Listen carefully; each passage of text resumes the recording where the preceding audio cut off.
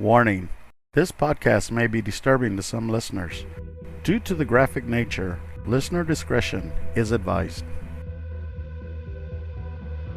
Keep the demon inside me.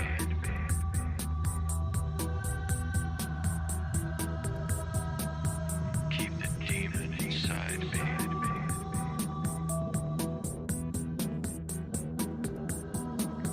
Keep the demon inside me.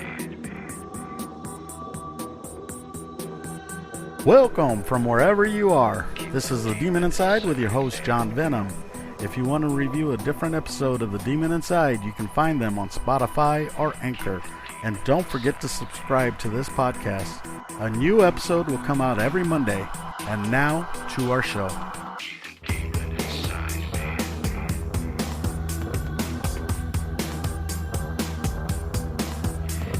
me. We'll be right back after these messages from our sponsors.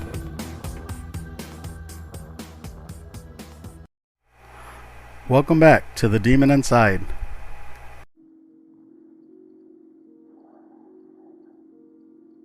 So what's going on tonight? I can't get in touch with my kids. How old are your kids? 6.5 and 16. Okay. How long have you been trying? 2 days. Okay. But she's lost her mind. I don't know how to say it. We're LDS. She thinks she's a resurrected being and a god. Hello, my Demon Insiders, and welcome back to The Demon Inside. I'm your host, John Venom. And before I start today's episode, I would just like to send out a thank you to, first off, Shane, who is a customer in my Uber car, who by now is enjoying the life in Hawaii with his wife. She got stationed out there. Thank you for your service, as well as to all veterans. Thank you for your service. I am also a veteran, and I appreciate everything that veterans and military do deep from my heart. I really do. So have a good time out there in Hawaii. I'd also like to send out a shout out to Miss Flores. I know you sent me a message. I wasn't able to get back in touch with you, but if you or anybody else would like to get in touch with me, you need to go through my email, which is thedemoninsidepodcast@gmail.com. That's thedemoninsidepodcast@gmail.com. And you can send me a message through there, and we can chat, or you can send me ideas for shows, or you can do whatever. I would love to hear from you. I would love to hear your stories. If you have any stories about demon possessions or things that you may have seen or heard, there's so many different stories out there. I'd like to hear yours. So whenever you'd like, send it out. Now, let's get back to the show. Today we're talking about the demon inside Lori Vallow. I know that recently her case has been on TV. It's actually happening as we speak. And Lori Vallow is a true apocalyptic believer. She believes the end of the world. And that's what that means. But she's also got delusions that she is immortal and she is a god, and that she can kill people with her mind. And that everybody that her and her followers, or Chad Daybell, which is her husband now, everybody that they kill is a demon or a dark entity. So killing her children wasn't really a big deal to her. Now, I know a lot of you are trying to figure this out, but you have to look at it through their eyes and through the eyes of a demon to realize what they're doing is evil. But to do that, I got to take you back to the beginning. This is where it all started. It all started with her husband, Charles Vallow, who was very concerned with her because she had been changing right in front of his eyes.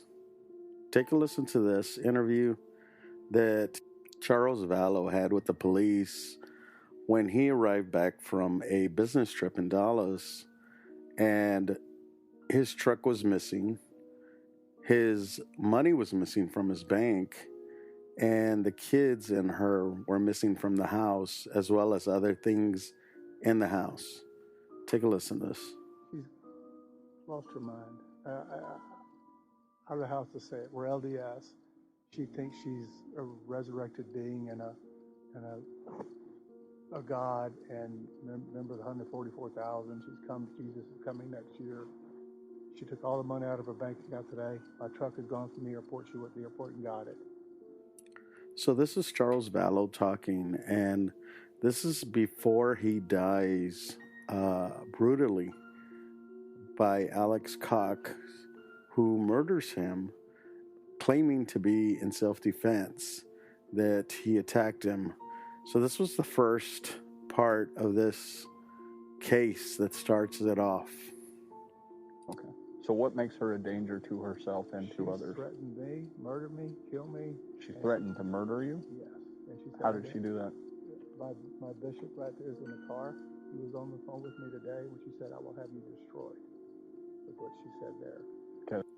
Now, this is a very interesting thing because Charles Vallow is talking about his bishop that is in his car because he is concerned about Lori Daybell, Lori Daybell.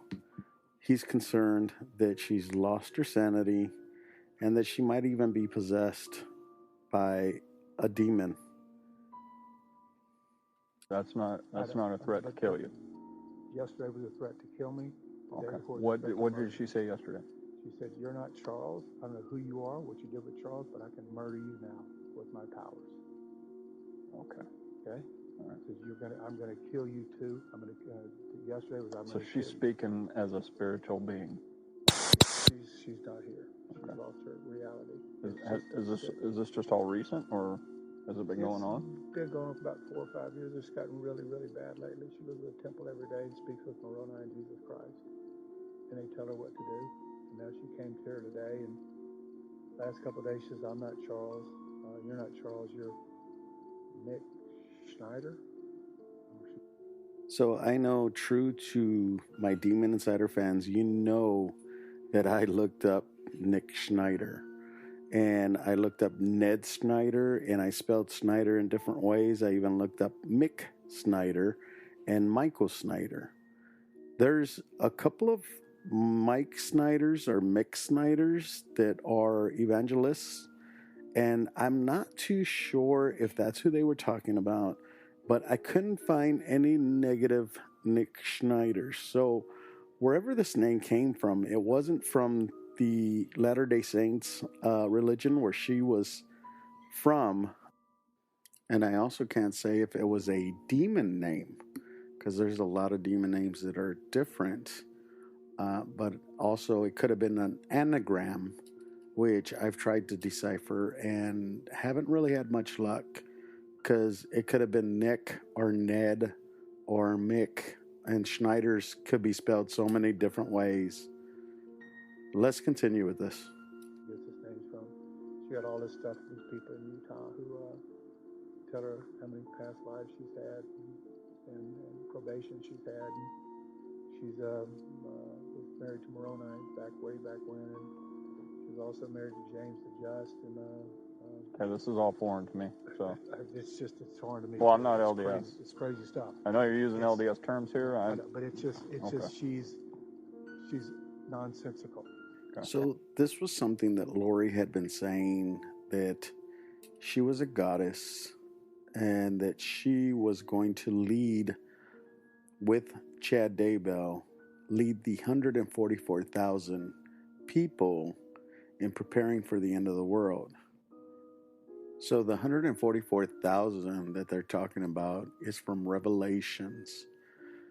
So here's a quote from Revelations. Then I looked, and there before me was the Lamb, standing on Mount Zion, and with him 144,000, who had his name and his father's name written on their foreheads. And I heard a sound from heaven like the roar of rushing waters and like a loud peal of thunder. The sound I heard was like that of the harpists playing their harps, and they sang a new song before the throne and before the four living creatures and the elders. No one could learn the song except the 144,000 who had been redeemed from the earth. So these 144,000 were to be led after the fall of society, after Satan would be locked up. These were supposed to be 144,000 people that did not defile themselves with women and remained virgins. They follow the Lamb wherever he goes. So Lori Daybell and Chad Daybell weren't the only ones that have referred to the 144,000. In the 1960s and 70s, there was another family that referred to themselves as 144,000, the Manson family.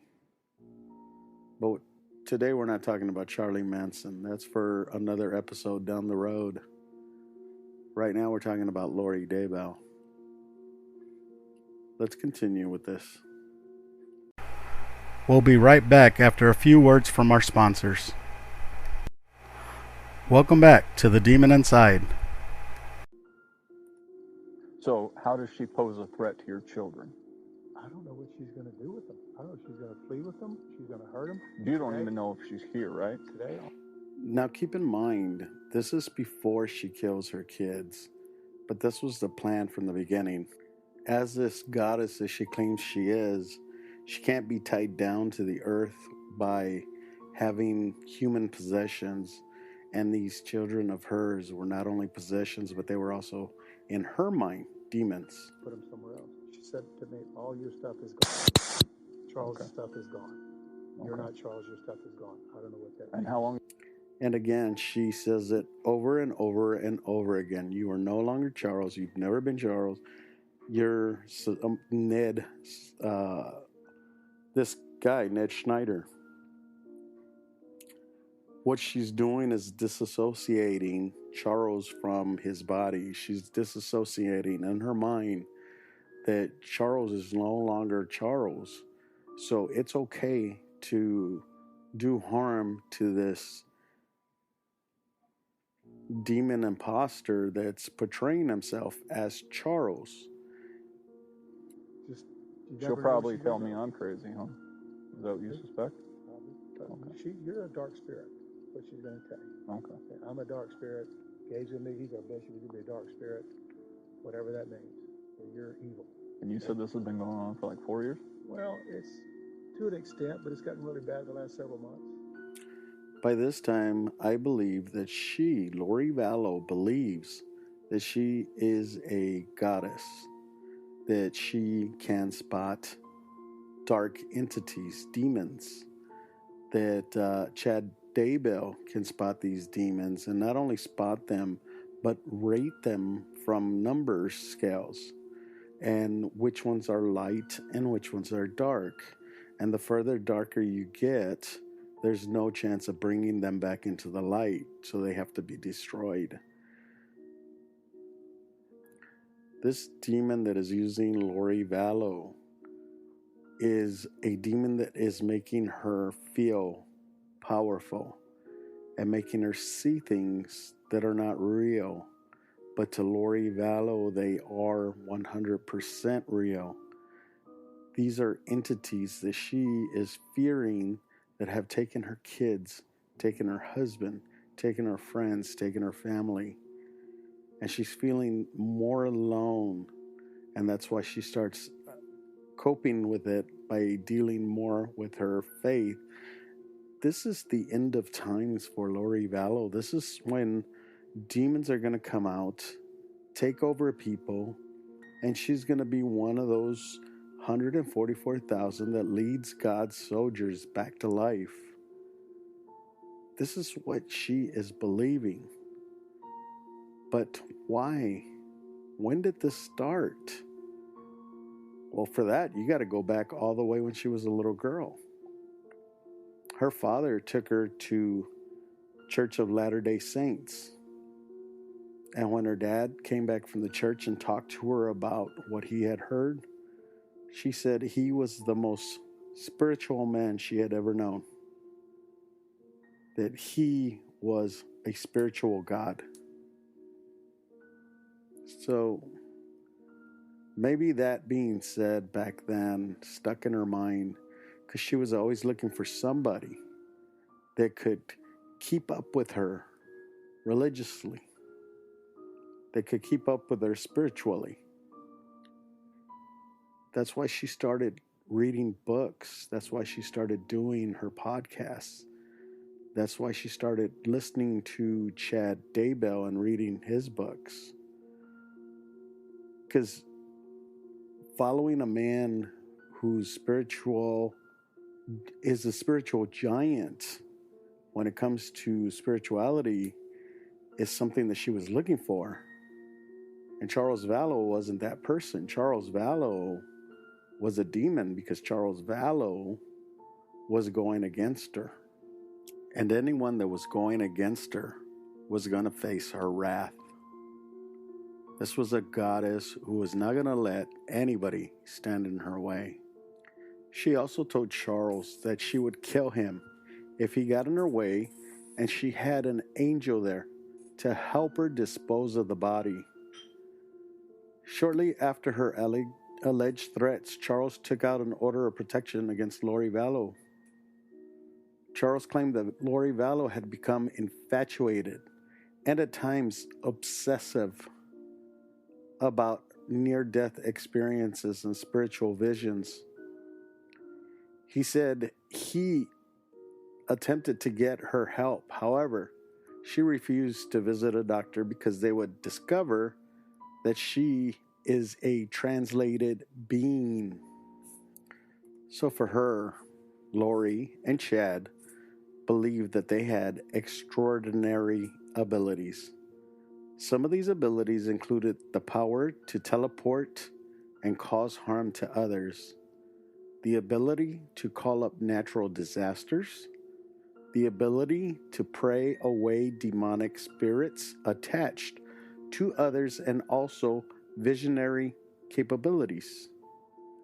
Because of these abilities provided to them, they felt that they were qualified to tell whether someone had a light or dark scale associated with them.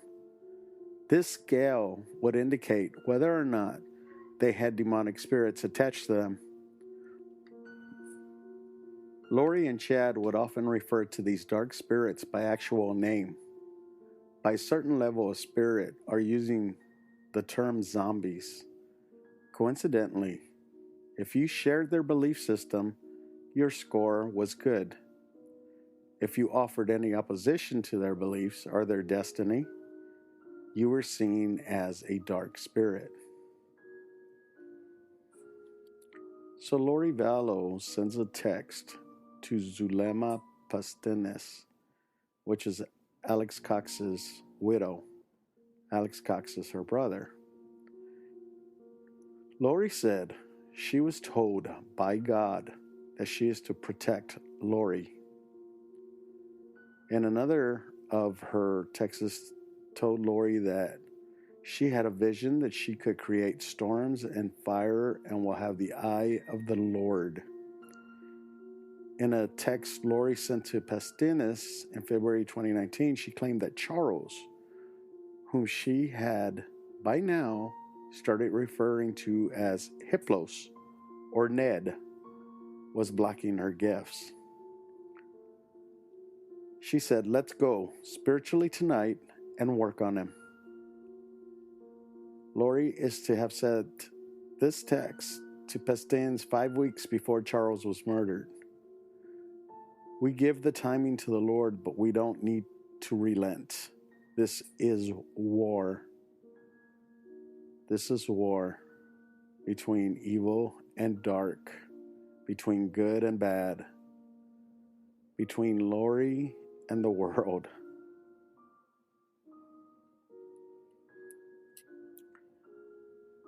So there are 4 degrees of possession, and this is what I'd like to bring up to you now. There are 4 degrees to manifestations.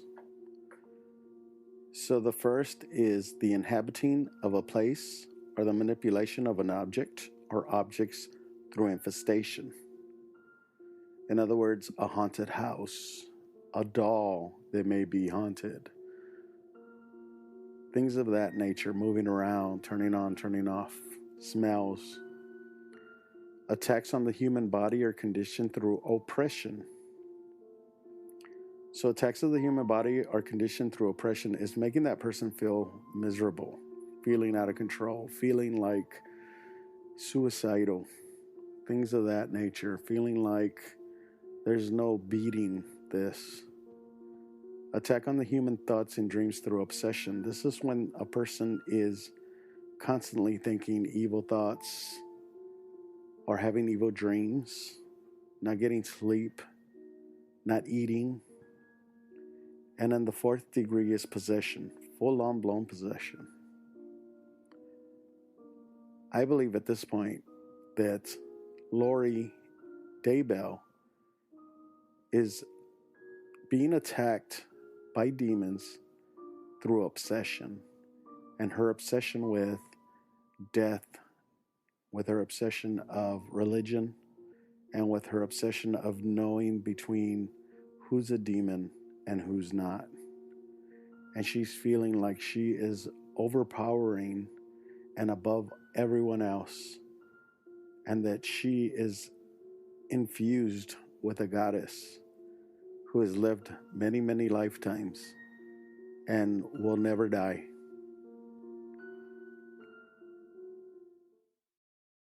Don't forget to subscribe to The Demon Inside on Spotify, Anchor, or any other podcast directory, or through our website, anchor.fm/The Demon Inside. A new episode of The Demon Inside comes out each Monday. Let us know what you think and join the conversation on our Demon Inside Facebook page and on Instagram. We thank you for listening and hope you'll join me next Monday for a new Demon Inside. If you enjoyed this episode, tell your friends. I'm John Venom. We'll see you next time, if I don't get possessed. The Demon Inside was created and written by James Porter. It's a production of Venomous Entertainment. Theme music, Demon Inside, is on the album Conjure One by Reese Fulber. Background music was created by Lucas King.